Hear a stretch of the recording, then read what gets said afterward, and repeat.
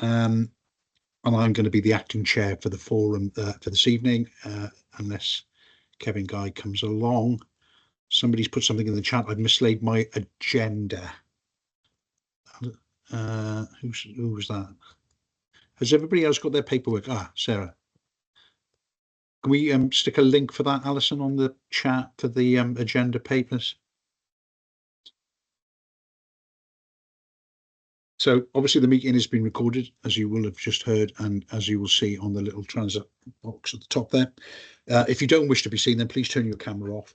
And obviously, can we keep background noise to a minimum? So I'd like to ask everybody to mute their microphones, please. And if you do wish to speak, just click it up and it'll come on the yellow box, or the old-fashioned way and just put your hand up, because I can see everybody on one screen, which is really useful. So some of you may not have been to an area forum for some time, but these are basically public meetings that we put to bring together residents, ward and parish councillors, and also community organisations to discuss various topics of local interest, depending on which area forum that we're talking about. So there are forums for the Chew Valley, there's one for Keynsham, there's one for Summer Valley, and there's one for Bathavon. And in addition to that, where we operate in Bath, where they don't actually have a city council or a parish council or a councilled area, we operate what we call a series of community conversations, which are based around geographical areas of interest. So we may go to Western Village, we might go to Larkhall, we might go to Twerton and Whiteway, and actually have conversations on the ground with people in places that they frequent, and we do it in a slightly different way.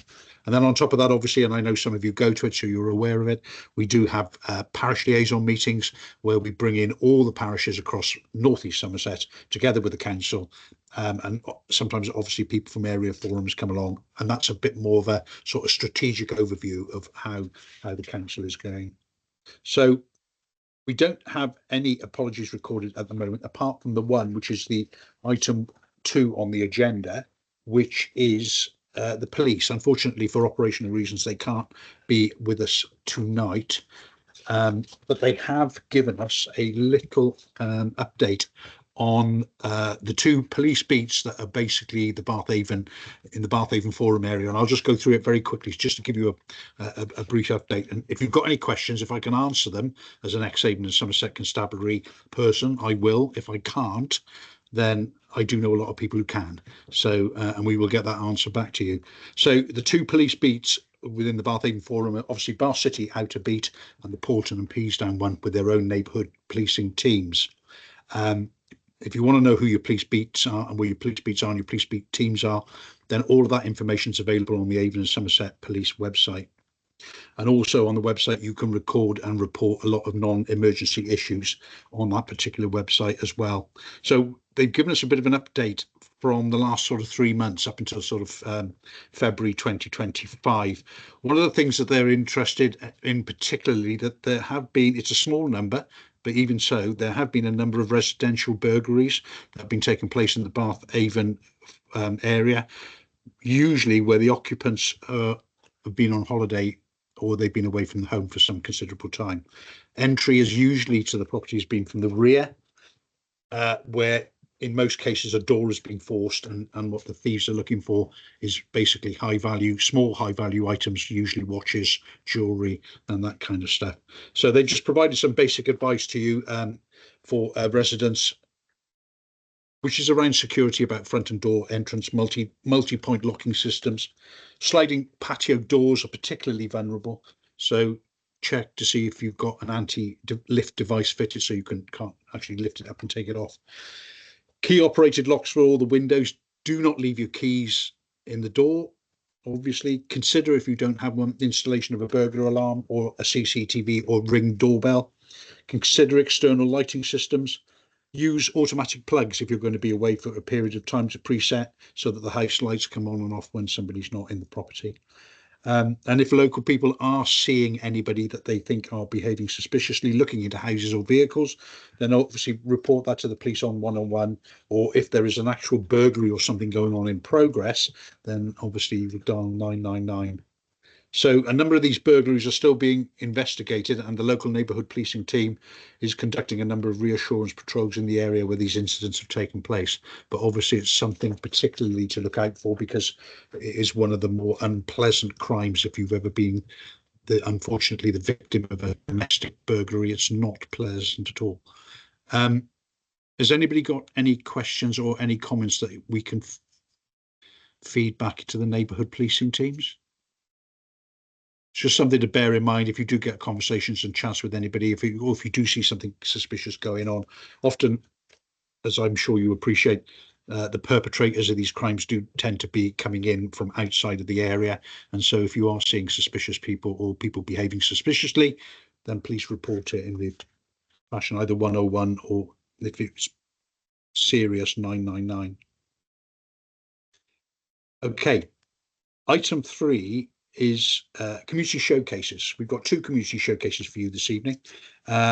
2 items, 20 minutes in total, so 10 minutes each. The first one is around supporting local micro businesses with Michael Orton, and then the second one will be understanding the needs of the rural communities to build a stronger network, and that will be presented by Emma Collier, who's the development manager for the West of England Rural Network, or WERN, as I'm sure you are all aware. So like I said, we've got a very tight agenda tonight, and I do want us all to finish by 7:30, so it will be 10 minutes each, and I am going to be strict, Michael and Emma. Right. So Michael, please, supporting local micro businesses and residents. I'm just going to share my screen. Yep.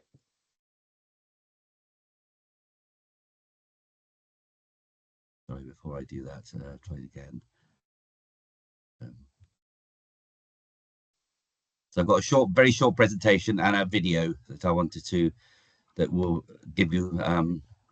Can you all see that on the screen and your screens? Can everyone see that and hear me all right? Yeah, that's right. Brilliant, Michael. Thank you. Thank you. Yes, I'm I'm sort of leading the Baines Community Catalyst program. I've been in post just over 18 or nearly 20 months, and we are a national CIC that supports local authorities that want to set up their own, for people who want to set up their own businesses around care and help, home help services. So it could be a carer, it could be a dog walker, it could be a whole range of different services. And micro enterprises offer a kind of personal and tailored support. They're very much rooted in the community. So our mantra is very much local people helping local people to support their local community. They can be very flexible, and they improve choice and ensure that people have more options when it comes to care and home provision. All the enterprises that we support have been through what we call our development program. And this is very much about making sure that the business that they're offering is legal, safe and sustainable. And they do that by putting together a portfolio of evidence, which includes things like a fully enhanced DBS, adult DBS. It's got a safeguarding policy. It has public liability insurance. They do what's called assess tests, which basically proves their employment status from a tax perspective. And that's very important, because if you're working as a sole trader or self-employed, then you're providing some kind of care support, then you will not be able to, you don't need to be CQC registered. And that's one of the issues that's thrown up quite a lot, is that actually they don't need to be CQC registered. So my job is to support them through this process, to put together their portfolio and make sure that they have all the information they need around marketing, about promotion, and about safeguarding, risk assessment, and all the things you'd want in place in order for a business to be successful. So I'm just going to show you a short video now, which hopefully sums up really what we do. And this is come really from the words of 4 of my enterprises that have actually completed the program so far.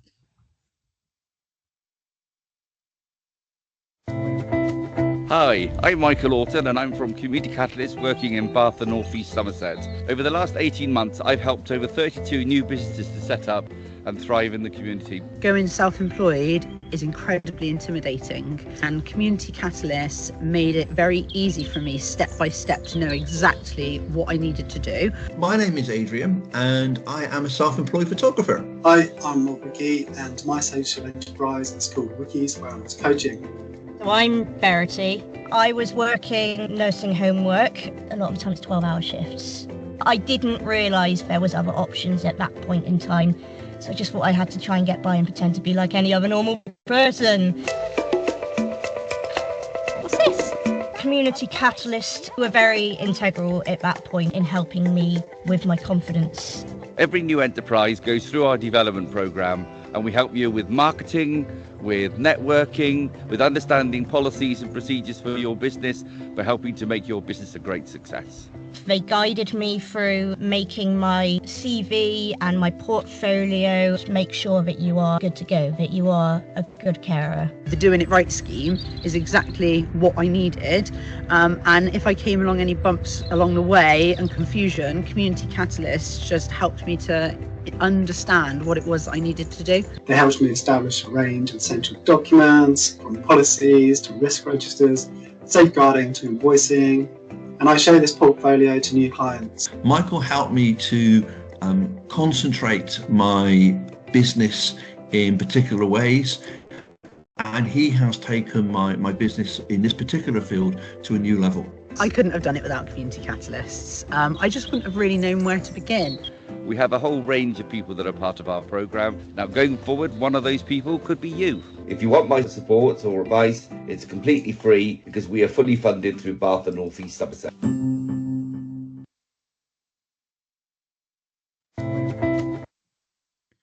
So that's kind of summarizes what the the development program means to those people that have been through our program so far. And we now have 34 enterprises that have completed the development program to date, and that's between May 2023 and last Friday, because last Friday I signed off my 34th enterprise. 12 of those are delivering some kind of personal care. We have 14 enterprises that are involved in some kind of help at home service, helping to improve quality of life for people living out in our communities across Baines.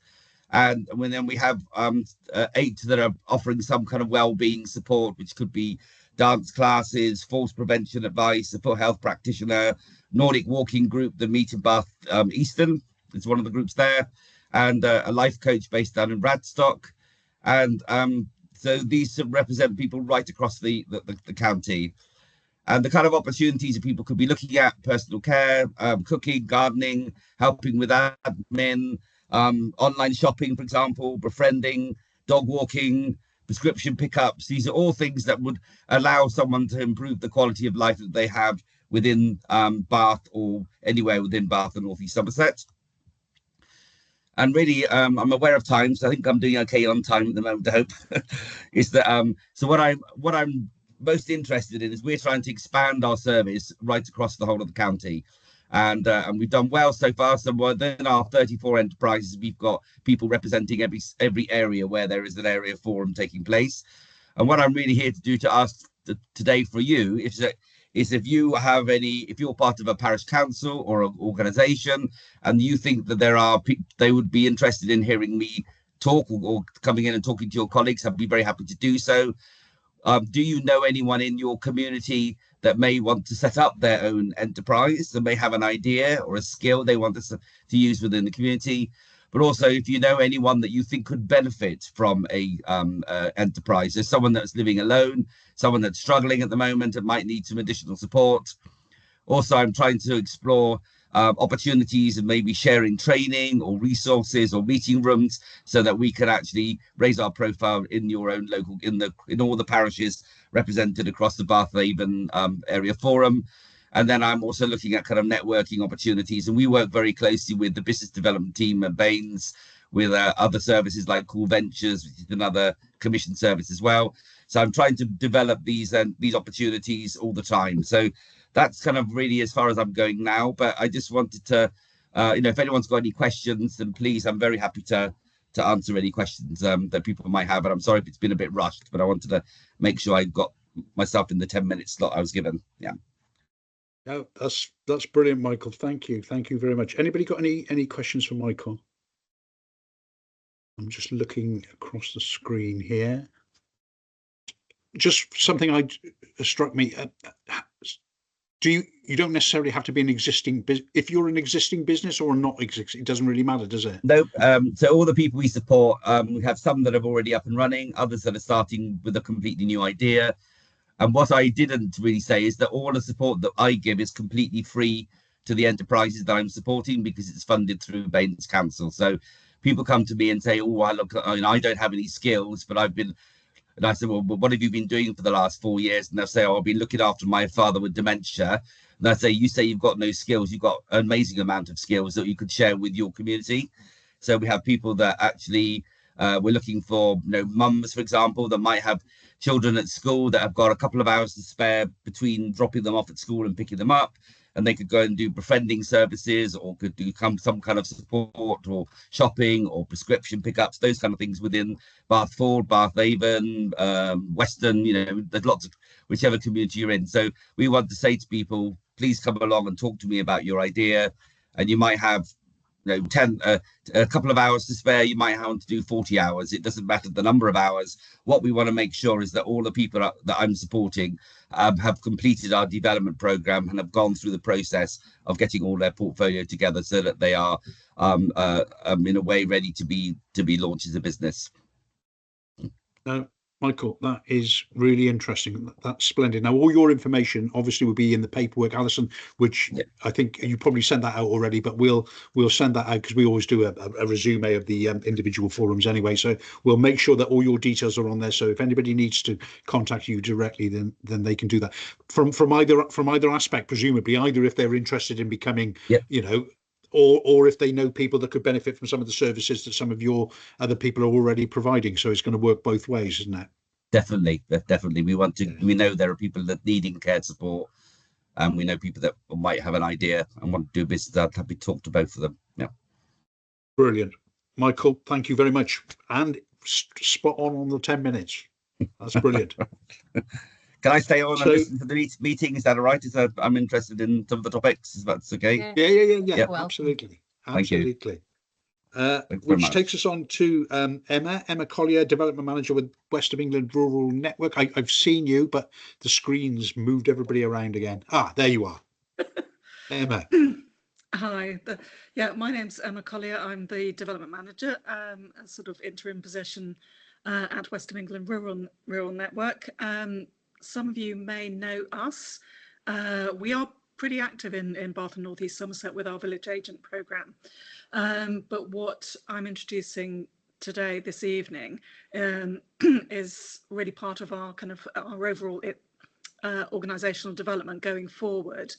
So we operate across the whole of the West of England, or rather the 3 unitary authorities outside Bristol, and we're there to serve rural communities, not just at the personal level with the village agent service, but we also work with village communities, with community enterprises, community transport, all the sorts of things that are particularly issues for rural communities. And in that respect, we're part of a national network of rural community councils.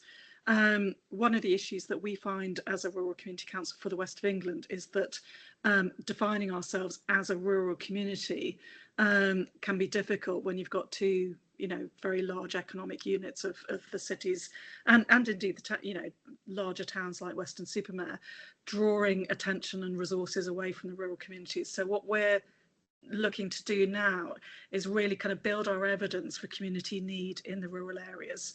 And we've got some funding from Quartet Community Foundation, which we're very pleased to have as part of their sector development resources that they've been deploying over the last sort of 18 months or so, to do some more in-depth work and research work on the needs of rural communities, which is why we're coming out to talk to all the area forums this week and next week.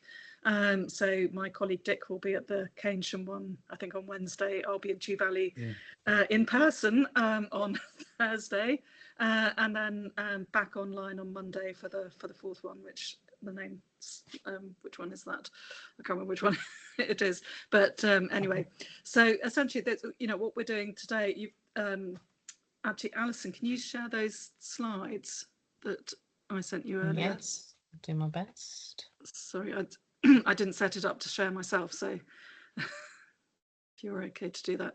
I've got a couple of slides here just to, and hopefully you'll be able to see it a bit more clearly when you get the papers.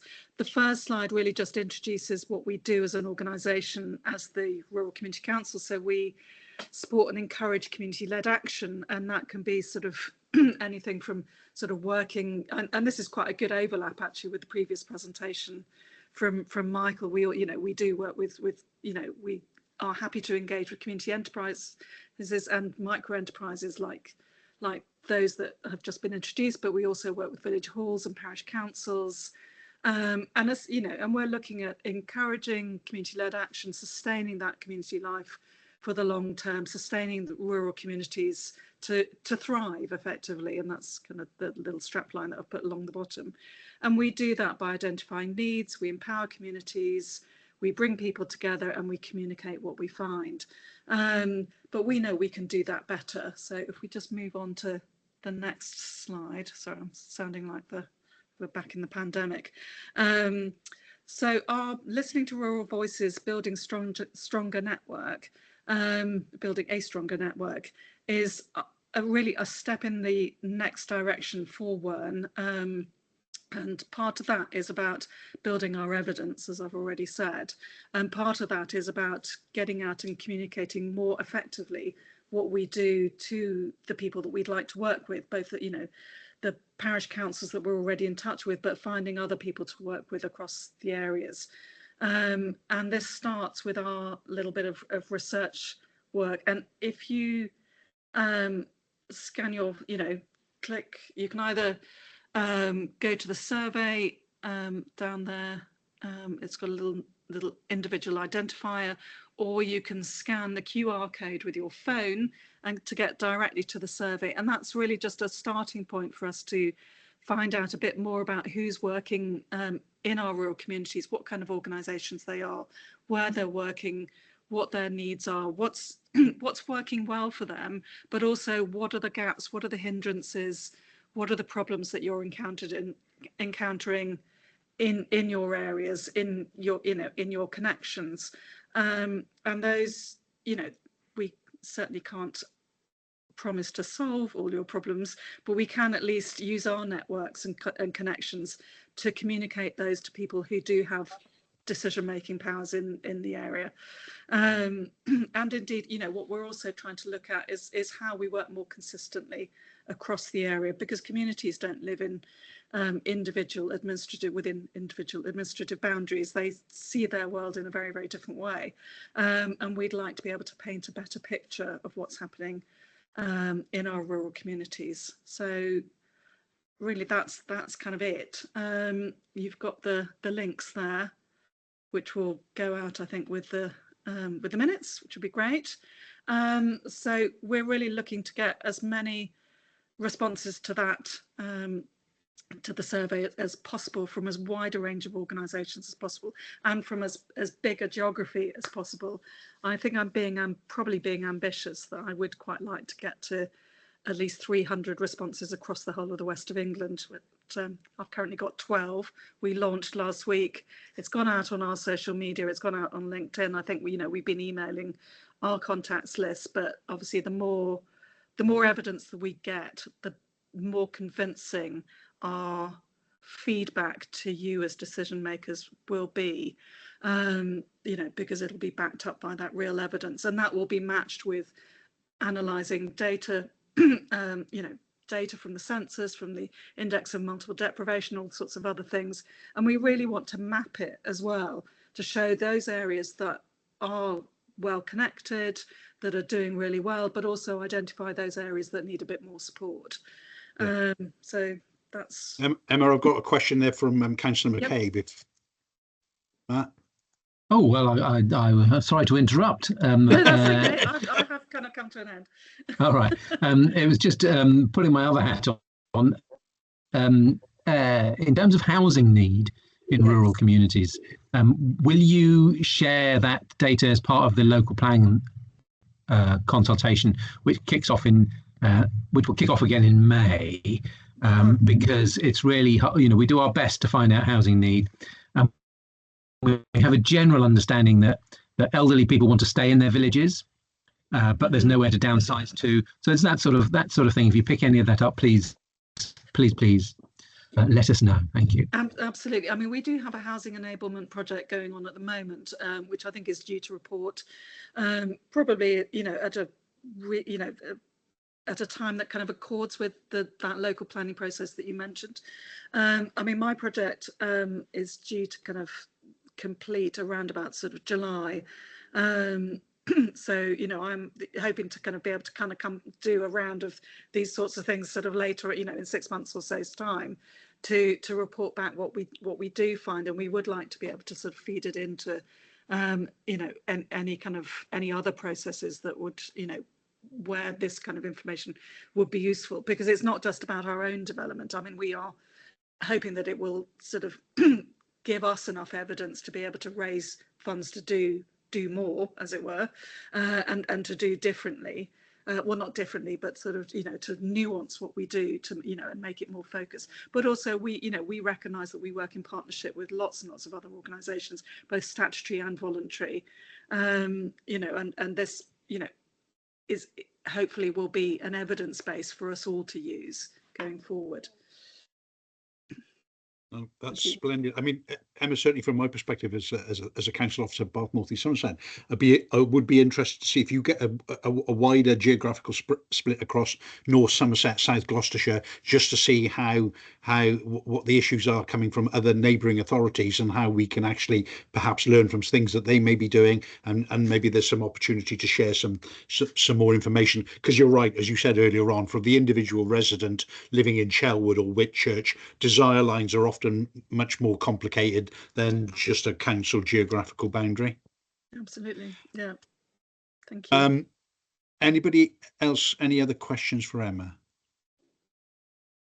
No, I can't see anything on the screen. Emma, Michael, thank you ever so much. Thank you for. Oh, hang on. Yeah, Hilary. Sorry, late hand. Emma, do you have any involvement in terms of the rural area around our way? They have real trouble with Wi-Fi connection and stuff. Does that come under your domain at all anywhere? Well, if we can log it and identify it, then obviously it gives us better, you know, it gives us better opportunities to feed that into, you know, I don't know whether it's the council, the parish council, or whoever, you know, is able to talk with more authority to, you know, mobile phone providers, broadband providers, or whatever. I mean, we have long recognised at West of England Rural Network that digital connectivity is a real issue, and we've been pioneering some work in North Somerset. I appreciate that doesn't necessarily help you, on digital inclusion. You know, a project that's started funded under the Community Renewal Fund a couple of years ago, and really sort of taking tech and digital, you know, and training, and, you know, sort of just demystifying the whole thing, particularly for older people, and taking that round to community venues to sort of, you know, because digital exclusion is, you know, it's availability on the one hand, but it's also the confidence and the you know, confidence issues for people being able to use it, and indeed affordability issues, you know, all of those sorts of things connect to, you know, to exclude people, and, you know, and that's certainly one of the strands that we'd like to be able to do more across the West of England region. We've done a little bit just on sort of commission work in North Bristol, but that again doesn't really help you, and that was only a sort of a short-term piece. But if we can do any of this sort of thing, you know, with long, you know, in longer term, or to use the sort of previous Labour government's term, you know, we used to talk about mainstreaming these sorts of things, taking things from sort of pilot initiatives and actually sort of, you know, making them a mainstream part of what we experience. Okay, thank you very much. Yeah, that's very interesting. Thank you both. And you're more than welcome to stay if you want. We've got a couple of other presentations around flooding, drainage, emergency planning, and obviously one about the Somer Valley links. But the next item on the agenda is the flooding, drainage, and emergency planning, because there was a specific request that was made for an item on flooding, and I'm hoping that we've got Dan here somewhere. I know I've seen Lucy. I'm here. Ah, brilliant. Oh, Dan Node's here as well. Ah, right, splendid. You've got 20 minutes, so we're 6:30 at the moment. You've got till 10 to 7. Okay, let me just. All right. Can everybody see my screen and hear me? Yeah. Excellent. Right. Okay. Yeah. My name's Daniel Parr. I'm the principal engineer in the drainage and flooding team at Baines. We are what's known as the lead local flood authority. We're actually nested within the highways department. So I'm just going to introduce tonight. It's quite a complex subject, flooding. So I want to quickly run through the various types of flooding, the agencies that are responsible, have a quick look at our processes for highway drainage maintenance, and touch on reporting issues as well. So like I say, there's a lot of different types of flooding, and there's a lot of different authorities that have responsibility for managing and having oversight of the risk. I'm going to run through these in turn. So first of all, watercourse flooding, simply when the water flowing through a channel exceeds the capacity and floods out onto the adjacent land, the floodplain. The responsibility for this type of flooding is actually split across two agencies, depending on the status of the watercourse. So watercourses in general have two statuses. The main ones are known as main rivers. These are as defined by the Environment Agency on their mapping, which is available online. Any watercourse that isn't shown as a main river on the EA's maps is known as an ordinary watercourse. So in terms of the actual relevant authorities, I think it's a bit of a giveaway really. The main river flooding, that's the Environment Agency, they're the Risk Management Authority, whereas for the smaller watercourses, that's the council, my team, as the lead local flood authority. So another type of flooding, which actually is increasingly affecting us increasingly these days, is that of surface water. So this is simply the water from the rainfall that's trying to get into one of the watercourse channels that we just previously looked at. Any buildings, properties, infrastructure in the way can be subject to flooding, and the Risk Management Authority here is ourselves at Bath North East Somerset Council as the lead local flood authority. To a lesser extent, we do experience groundwater flooding. So this is simply where the water table in the ground rises up to the level where it actually meets ground level and comes out as spring water discharges.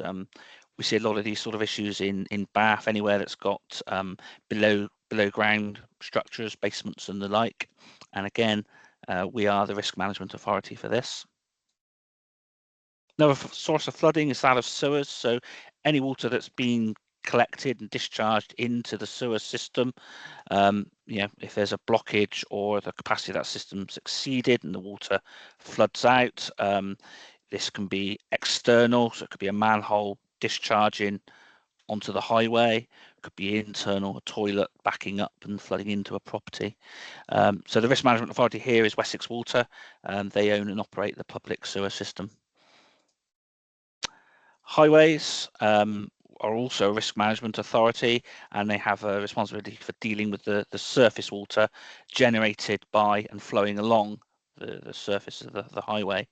For most roads, it is the local highway authority, ourselves at Baines, but we do have a few sections of national highways roads in our area, the A46 and the A36. So a quick summary, really just to highlight those that the Bath North East Somerset Council have the direct responsibility for, that being surface water, also surface water on the highway, ordinary watercourse flooding and groundwater flooding. I'd encourage everyone to take a look and see what the flood risk is in their area at your property. The Environment Agency have published and very recently updated actually some very good flood risk mapping. If you just Google long-term flood risk, you'll be taken into their system. You pop a postcode in and you can see all the various sources of flooding that we've just looked at, and indeed now you can also see an indication of the potential impact that climate change is going to have on these risks. Also from these pages, there's a lot of very good information on preparing for flooding and also recovering from flooding. So just to touch on another subject, that of highway drainage. At Baines as a local highway authority, We've got 31,000 gullies and about 5,000 chambers that we need to maintain and look after. We do this on a various number of cycles, ranging from biennial every other year in the urban areas. Our main road, A, B roads, we do on an annual basis. We also do our rural roads on an annual basis as well. Some of our dual carriageways and high-speed roads we maintain twice a year on a biannual basis, and we do have a number of what we call special attention gullies, which are in sensitive areas where, you know, if the gully was blocking, we would have either significant highway flooding or property flooding as a result. A very quick look at the process. When we come to attend to clear a gully, we lift the gully grid and we vacuum out all the debris that's in the pot. We then flush the gully by dropping a large volume of water into it to prove that it's flowing well. If it's not flowing, then we'll use, while we're on site, we'll use high pressure jets to actually jet the connecting pipework. Our crews then record all these results so that we can analyse the performance of the system and, you know, see if further interventions are needed in certain areas. So special attention gullies, yeah, just a slide here, just to show we've got 360 of them in these high risk locations. We do these 4 times a year at the start of each quarter, and you can see the spread across the area there. We've posted all the highway gully locations are actually available on the Baines mapping portal. Just Google BathNes maps, it takes you straight to it. You can zoom in, click on the gullies, and you can see what the actual maintenance frequency is for that particular gully. However, we still occasionally find a few missing, so if you did spot any that aren't on there, then please let us know. I'd like to encourage everyone to report problems using the Baines web portal. If you log in and use the report it button, takes you through to some various options. Most times report a block drain is, you know, for reporting gullies, or if you've had a property flooding, there's another button there which actually calls up a whole pro forma to fill out. Most of these take you into the Fix My Street system, which is a really useful system. You can drag and drop a pin in the exact location on the map, and then select the type of blockage that you're reporting. So in this instance, to report a block gully, blockage inside, and then there's a couple of pictures there, just so you know you're reporting the right thing. The one with the green tick is clearly blocked down in the gully pot. The one next to it with the red cross, that's actually looks more like a blockage on the surface. Even if you get it wrong, we reassign these reports anyway. This information then comes into us, into our highways maintenance team, and they then need to be triaged. Generally, we'd like to try and maintain our routine cyclic operations. It's a lot more efficient than being purely reactive. So any report that has highway safety or flood risk to property is the type of issue that we would raise a reactive job to attend to as a priority. Most other reports, we would look to simply attend to those within the annual maintenance package that would already be in place for that year. And that's my set of slides done, so I could hand over to Lucy and Dan to look at emergency management. I'm sure there'll be time for questions as well. Thanks, Dan. I think Lucy's going to share our presentation, so we'll go into that next. Yep. And then, as Dan says, people have the opportunity to ask questions at the end. Okay, so our bit in emergency planning, what we've been doing over the last 2 years is a real drive on community resilience. There's many studies out there that really sort of give a real sort of examples of when incidents have happened, that when communities are strong and they're resilient, that they actually are able to respond much more effectively and recover effectively as well. So the idea of us going to parish meetings, and we've been to a few now, and we've been sort of really sort of homing in on the model of Chew Magna and what they do in regards to their flood risks and how they respond and how they recover from their incidences as well, is try to sort of use that model, but across a number of incidences, not just flooding incidences, but it could be any particular incident like pandemics, power loss. I think someone mentioned about mobile phone and communication, so supporting communities in regards to communicating and able to spot vulnerable people within their communities as well. So community resilience is huge, especially coming from that time that we're actually responding to an incident. And it's about empowering communities. It's obviously making them aware of the risk and how we can enable them to respond and recover. But it's also helping to allow communities to understand the impacts of threats to their community as well, and to work through it with them. And Lucy's going to share slides at the end, which will show our template, which we're trying to encourage parishes to sort of to put their sort of details in, so we can start to build on their own community resilience within their own parish areas. And it's obviously to develop skills and knowledge to allow communities to react and support individuals and groups less able to help themselves. So it's helping those vulnerable people as well that you know, will need support, and people will become vulnerable in all sorts of types of incidences.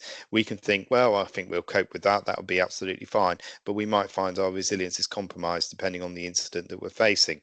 And it's really what we're trying to look at here is preparing, responding and recovering. So prepare, so identifying those risks and the local resources that may be able to help us in those particular incidences, as well as responding. And that's around helping each other and knowing contacts to get help as well. Those contact details of the local authority, the emergency services who can help us in our local area, and recover as well, being part of that rebuild and adapting to a new normal as well. So it's really important that we kind of understand that. And also things like community mapping, key assets, those local areas where we know. So there's, you know, let's say a snow event, is a real big issue where it cuts off areas, but we know a local farmer that's got a tractor be able to support that local community. It's that type of thing, that very much localism that can help us in incidences. Volunteer recruitment. So Chew Magna have got a great sort of volunteer network that support their communities in flooding, and those volunteers go out and support that local community on door knocking, putting floodboards up, and putting signage out on roads. Those are really important to that local community and help to respond to that particular risk, helping the agencies like the local authority and the emergency services as well. Community outreach and awareness, just going out there, finding out what's going on in the community, what the issues are. And these parish meetings are a great way of actually coming back and saying these are the issues, and then we as services can start to plan and adjust to those issues and make sure that we're supporting those local communities and also vulnerable people as well as making sure that we are supporting those people that become vulnerable. Next slide, Lucy.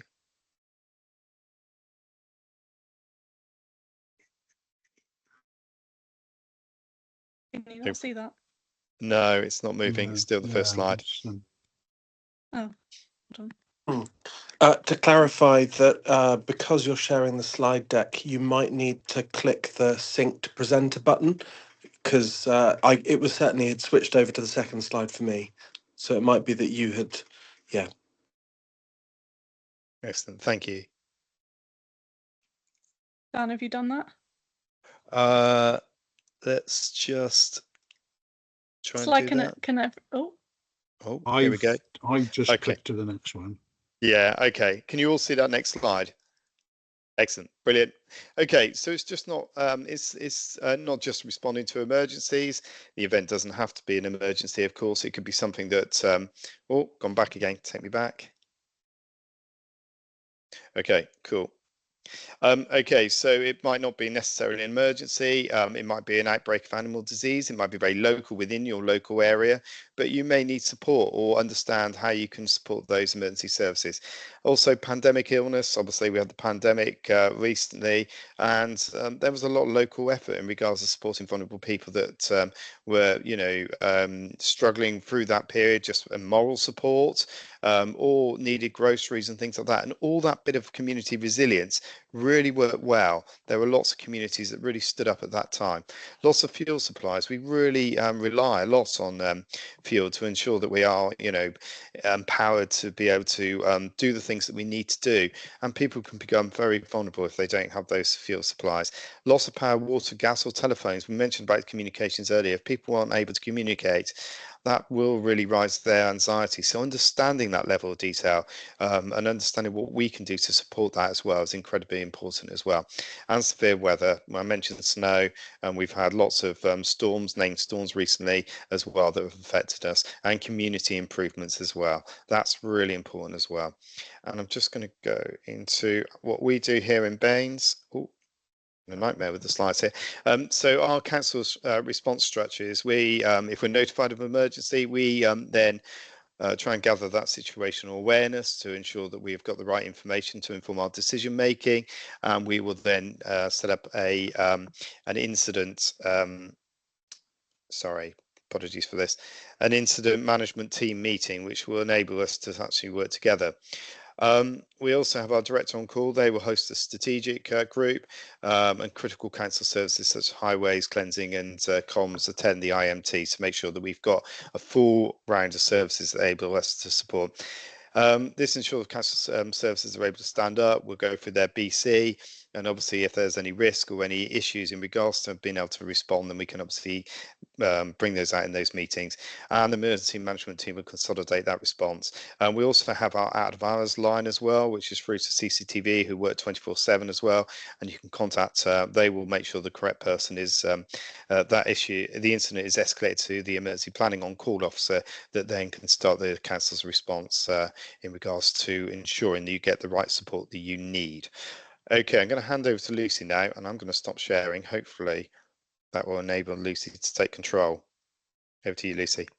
I think I was sharing and you've just stopped sharing. Okay. But it's fine. Let me share again. Okay, you reshare. Yeah.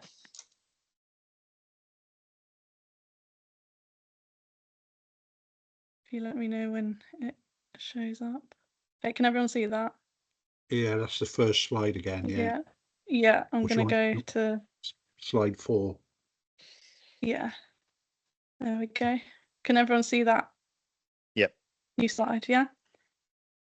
Yeah. Okay.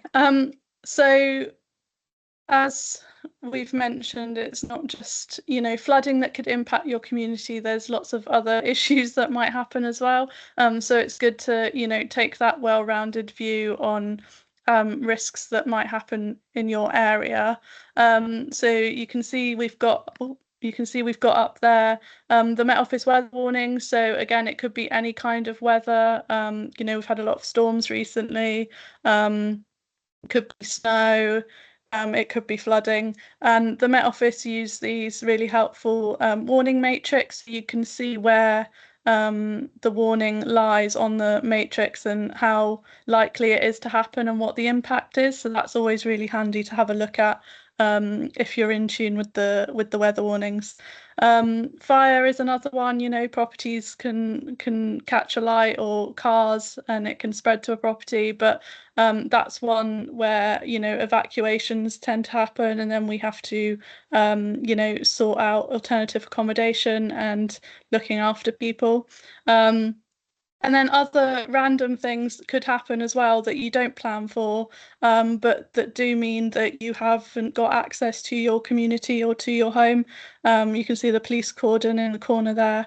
I put this in because of the incident that happened last year in Timsbury. You might have heard about it.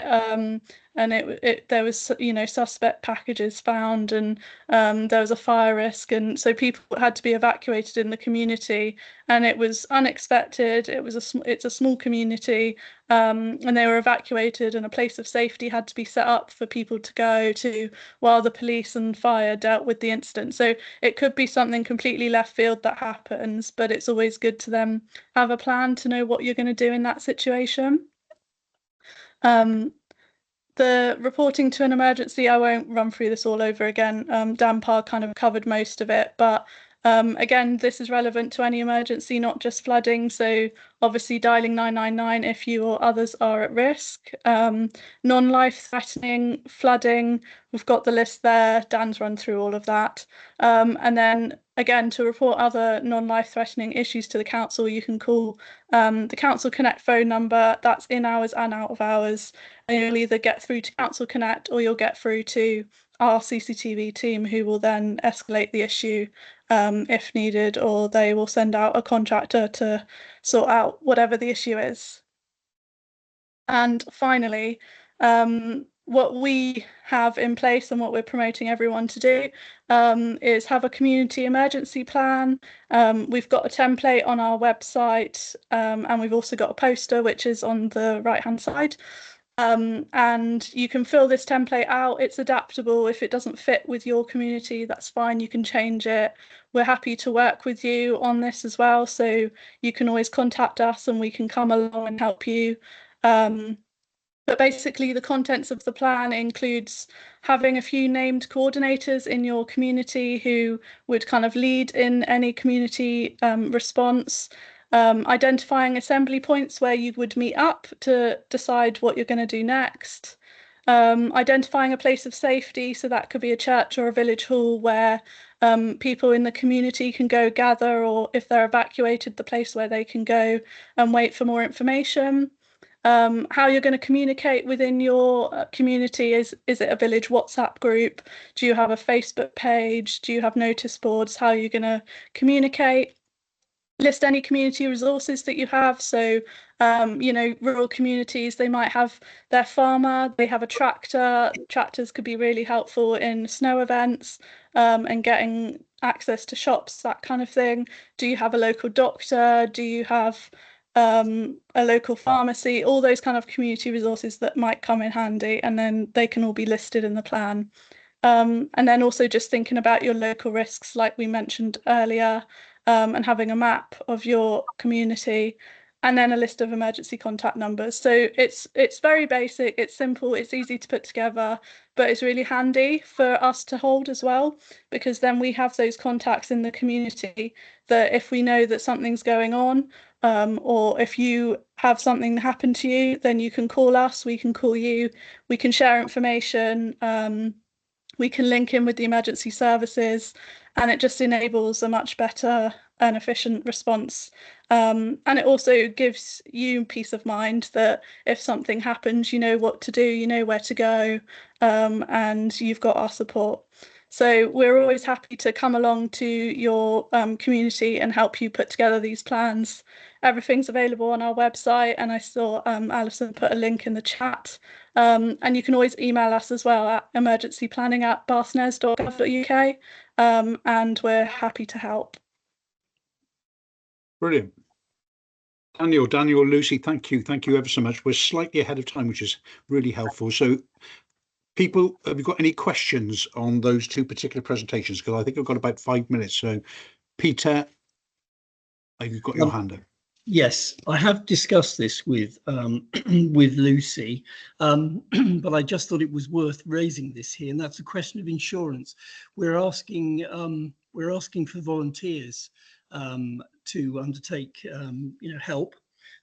We're actually looking in Preston in particular at things where the emergency services are not likely to be able to reach us for a considerable time, where they're either stretched or it's a major snow issue where we've got hedgerow to hedgerow snow, so nobody's going to get here or get out, and possibly, I know we've grown used to this sort of thing, but not happening, but it obviously with climate change it could happen, and we've had severe floods and that sort of thing before.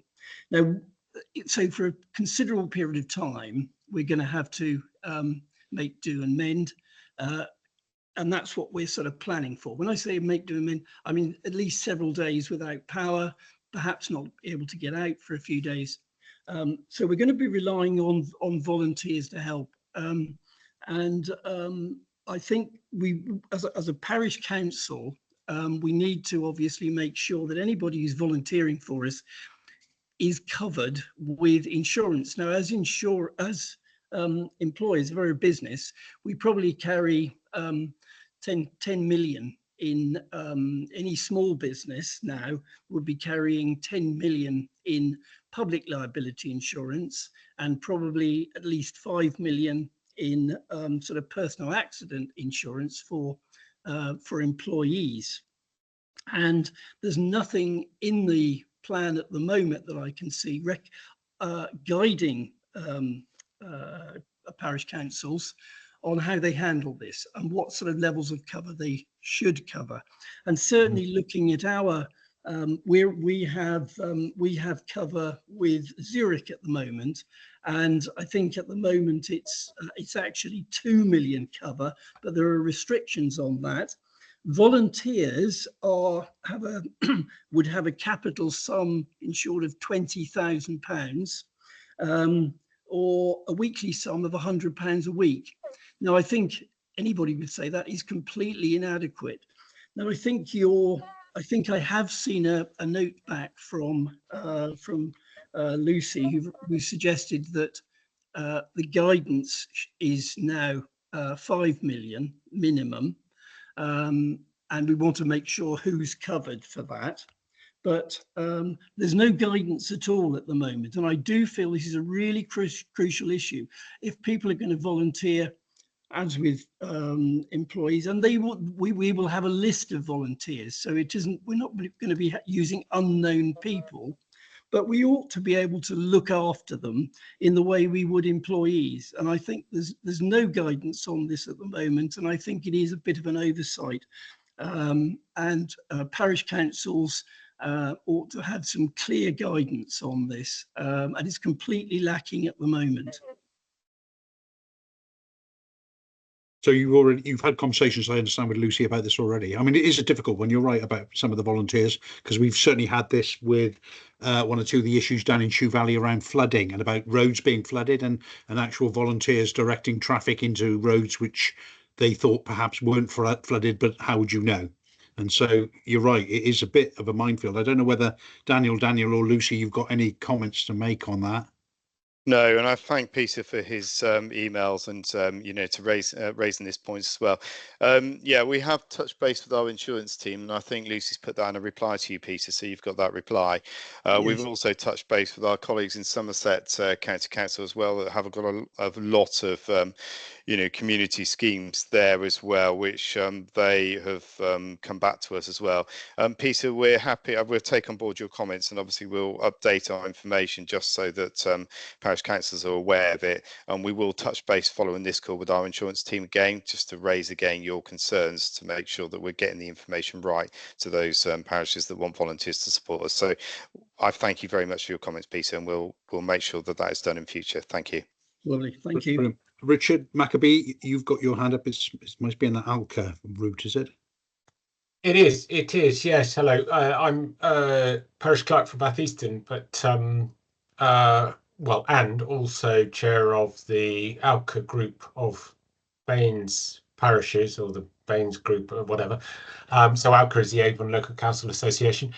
So Peter, I might follow up with you on this, because I would think actually this is an issue that the parish council should be able to resolve possibly through the Alca route. And certainly we're also, by coincidence, insured with Zurich, and I have hitherto thought that our cover is appropriate as long as we recognise that volunteers are acting on behalf of the parish council, and while they are treated as if they're employees.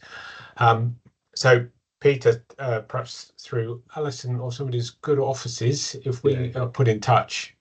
It's the regional meeting tomorrow, so if I can't answer it in the next 24 hours, I'll ask it at about 6:30 tomorrow night.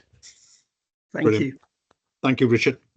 Anybody else for any other questions for Daniel and Lucy? Can't see anything on the screen. Thank you ever so much for coming along, and thank you for being ever so patient. If you want to stay, please do. If you need to go, then we completely understand. We're actually spot on time at the moment, so it's working very nicely. Item 5 on the agenda is the Summer Valley links, and I know because I've seen them, Paul Tucker and Matthew Hargreaves. There's a consultation going out at the moment, which is live and running to the 16th of March on the Summer Valley Links programme. And you may, like I have, had a leaflet distributed through your letterbox in the last couple of weeks. But Matt and Paul, you've got 20 minutes, and I think you've got a little No, 15 minutes. I take it back. You've got 15 minutes, and I know you've got a little presentation to talk about your consultation. Yes. Thank you. Thank you for having us this evening. So I'm Matt Hargreaves. I'm a project manager on the CRSTS programme in Baines Council. So joined council in December. First real job is launching a consultation for Summer Valley Links. It's been a baptism by fire, it's fair to say, but all good stuff. So I've got a few slides run through today. Just want to sort of give an overview of what the scheme is, what we're trying to do, show some of the consultation materials if you haven't seen it yet, a few of the interventions that we've got around different locations, and then just a bit of a background as to how we've got to where we are to date. Perfect. So slide on.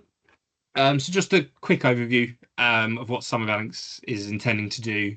Is that the project is looking to improve travel between Midsummer Norton, Radstock and Bath via the A367, Bristol via the A37 and the A362 link road between them.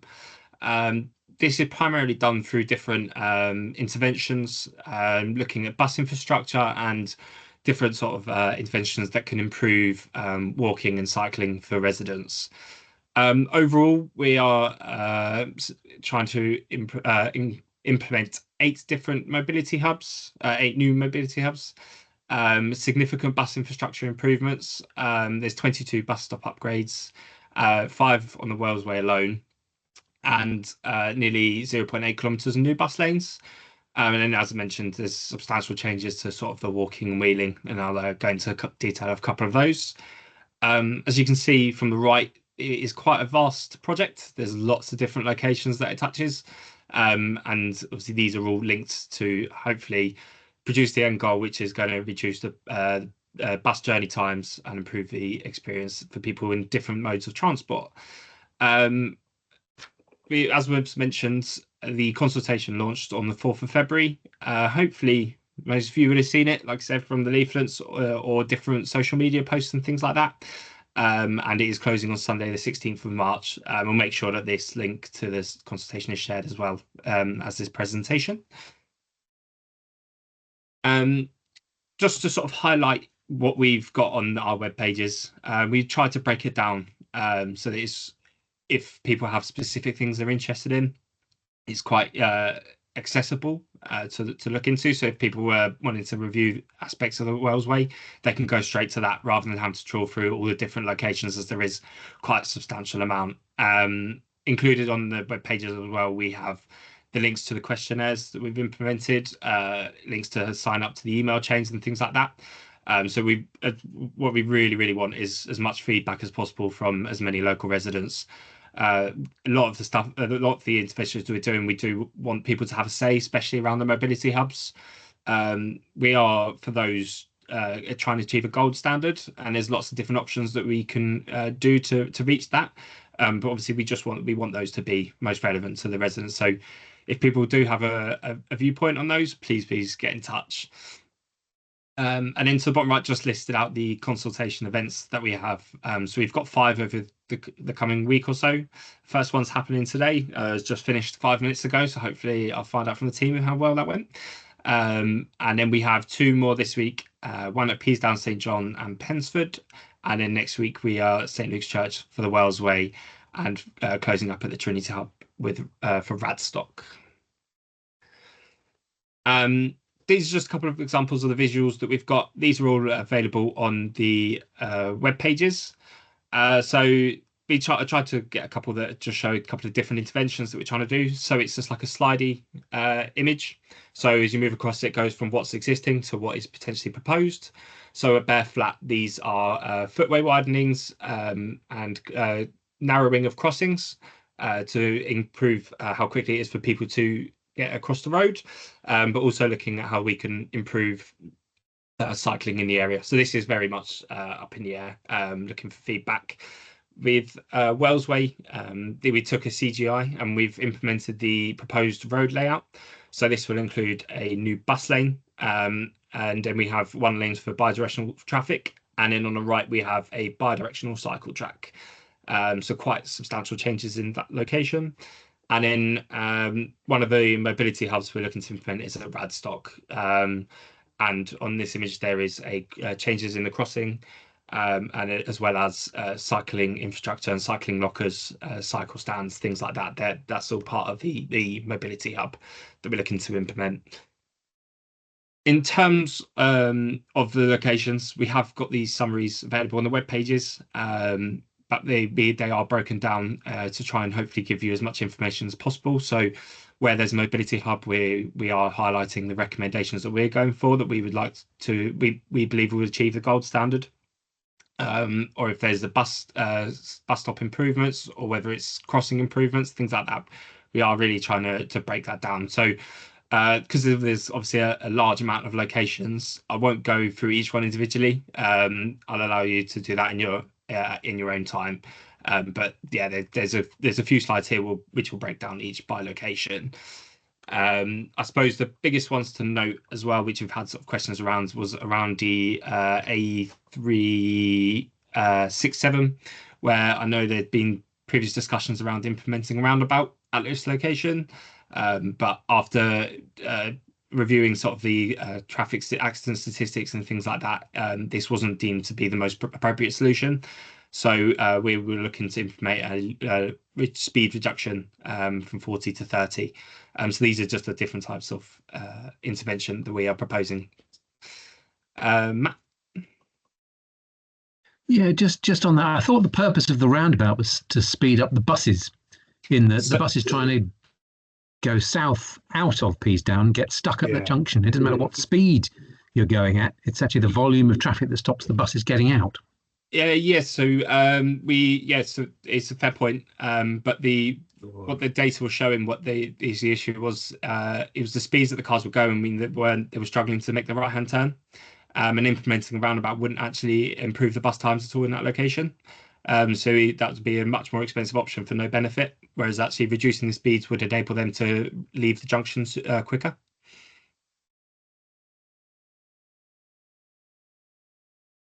Okay. Right. So yeah, these just sorry.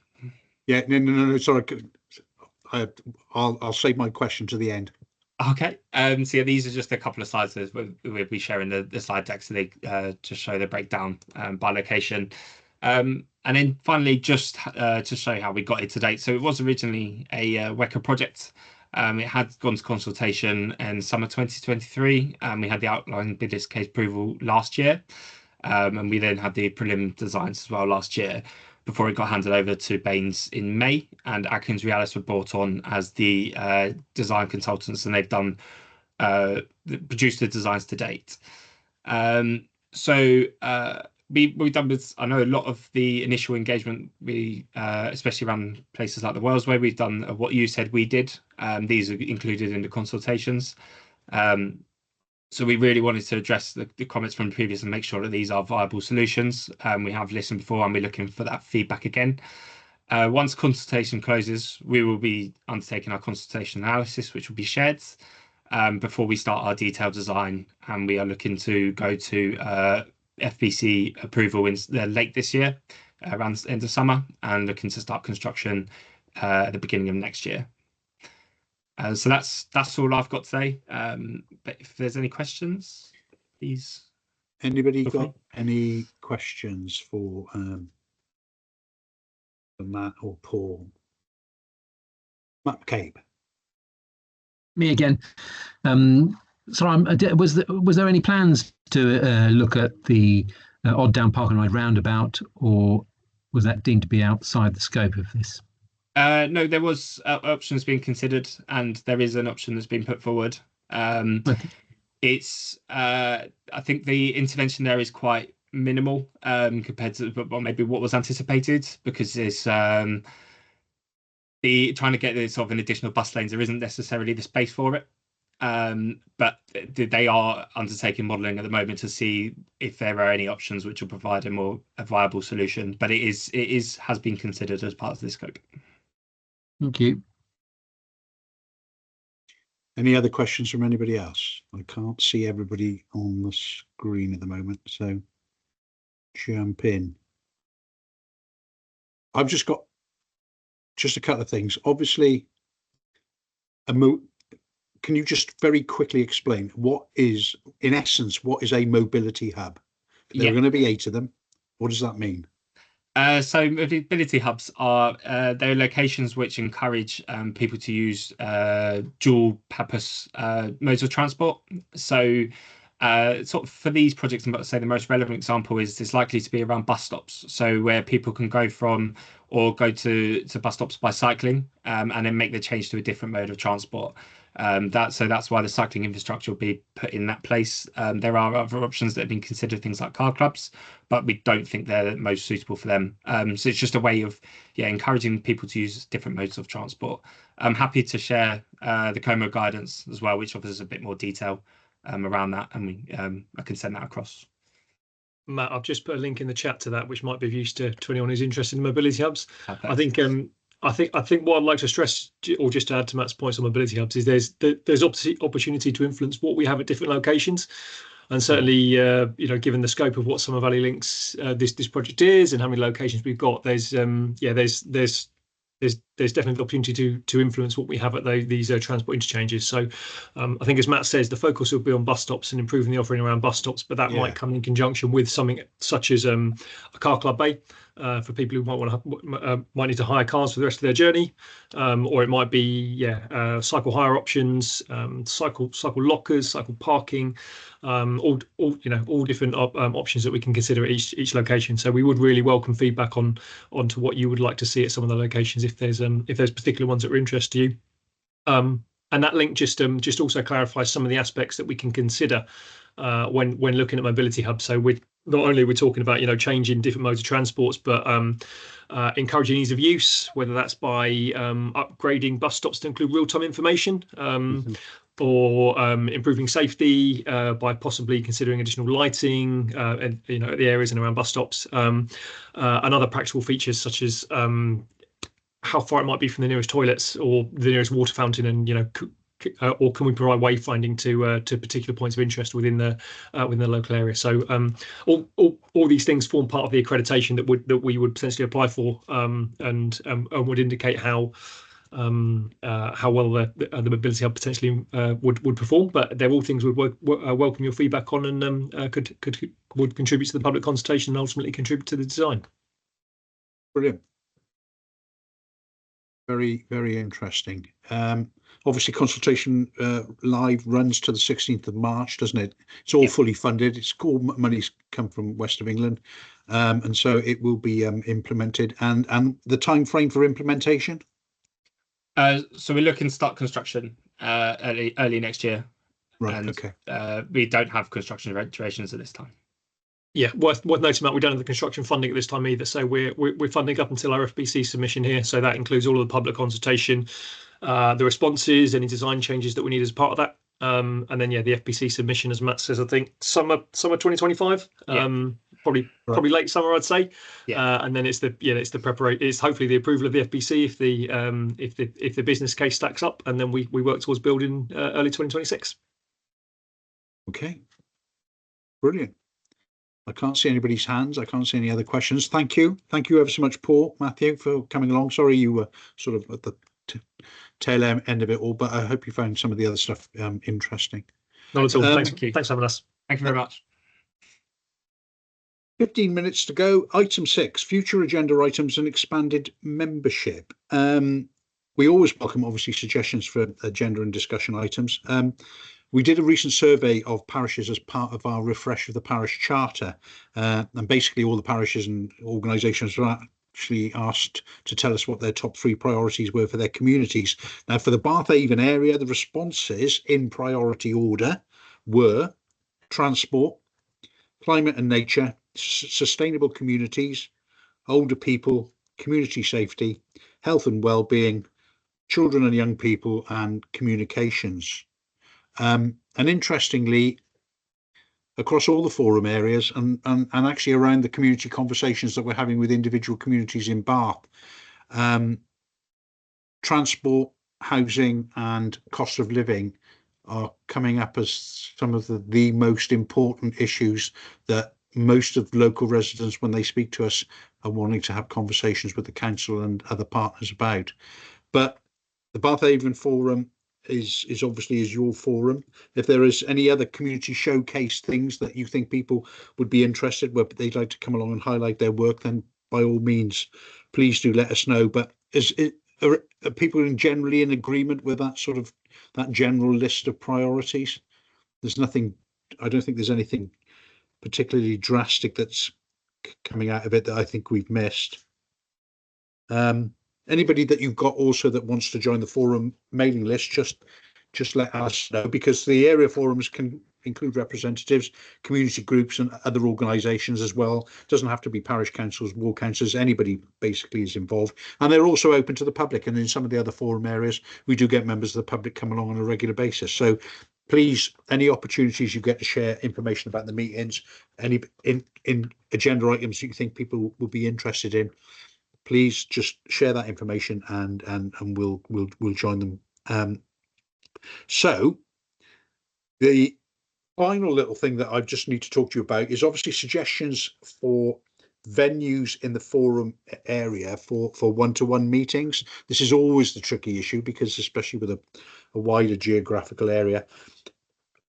In the meeting in November 2024, it was agreed that we'd hold 4 meetings every year, one close to Bathavon North, one close to Bathavon South, and we'd have 2 online and we'd have 2 in person. So the in-person ones will be during the summer, and there are some projected dates I've got here which I'm going to offer you, and then obviously the 2 winter ones where the weather's a bit more unkind, then we would hold them online, and so it just encourages more people to come along, because you can attend the meetings from your own home.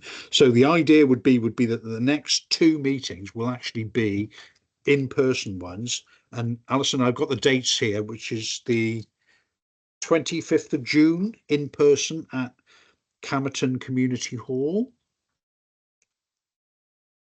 and then the next meeting would be the 22nd of September, which again would be in person, and any ideas or suggestions for where we could hold that particular meeting, that would be very gratefully received. And then the final one for this year would be the 19th of November, but that would be online again as we go to the winter months, because we just found with the other forums that people don't, weather in like it is at the moment, people don't want to travel, and it's difficult finding locations that people can get to easily and close by, that's with the public transport and stuff. It's a lot easier to do that in the summer. So if any of you got any ideas or suggestions for venues for September in particular, then please do let us know, and we'll run those by everybody. All the notes, all the information, all the links to all the presentations, all that information will go out from Alison to all of you, and so you'll get a resume of everything that's been discussed today. And of course it has been recorded, and so if you wish to go on the council's YouTube page and see it, or if you know anybody else that would want to view it, then please just tell them where it is, and we do actually get and I'm going to say hundreds, so I'm not exaggerating, we do get over the course of the year hundreds and hundreds of views of the area forum meetings. People do actually go onto the council's website and YouTube and actually download and watch it.